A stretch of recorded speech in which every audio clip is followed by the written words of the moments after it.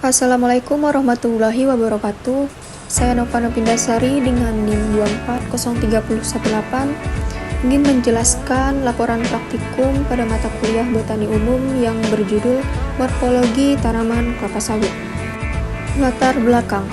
Tanaman kelapa sawit memiliki batang tunggal yang tinggi dan lurus, bisa lebih dari 20 meter, daunnya berbentuk majemuk dan tumbuh melingkar di batang. Akar tanaman ini serabut dan menyebar luas. Bunga kelapa sawit unisex dan muncul dalam kerumunan. Buahnya bulat atau lonjong, kulit berduri, daging berserat, dan memiliki biji berisi minyak di tengahnya. Tujuan 1. Mengamati dan mendeskripsikan bagian-bagian morfologi utama tanaman kelapa sawit secara sistematis dan ilmiah.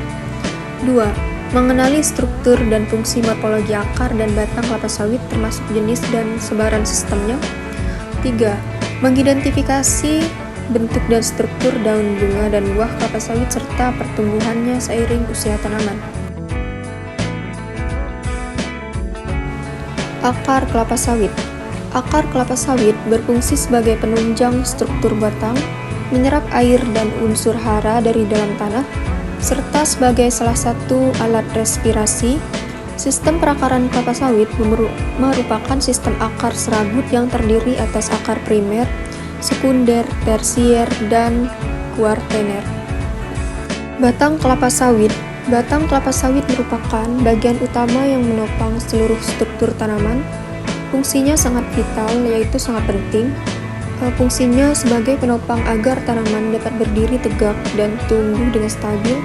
Selain itu, batang kelapa sawit juga berfungsi sebagai jalur transportasi air dan nutrisi dari akar menuju daun dan buah melalui jaringan pembuluhnya. Batang ini juga menyimpan cadangan makanan dan mendukung proses fotosintesis secara tidak langsung dengan menjaga kestabilan tanaman. Baik, saya akan menjelaskan tentang daun pada kelapa sawit. Daun kelapa sawit ini berbentuknya menyerut. Daun kelapa sawit termasuk ke daun majemuk.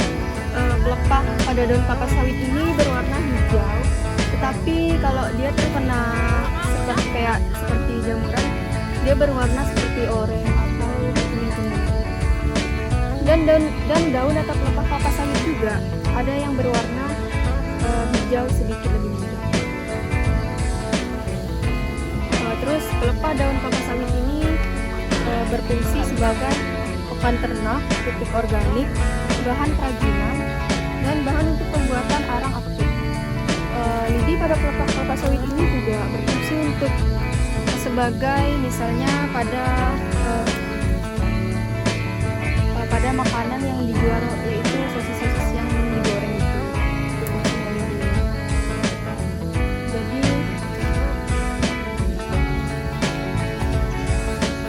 Jadi daun pelepah kelapa sawit ini multifungsi lah, banyak fungsinya.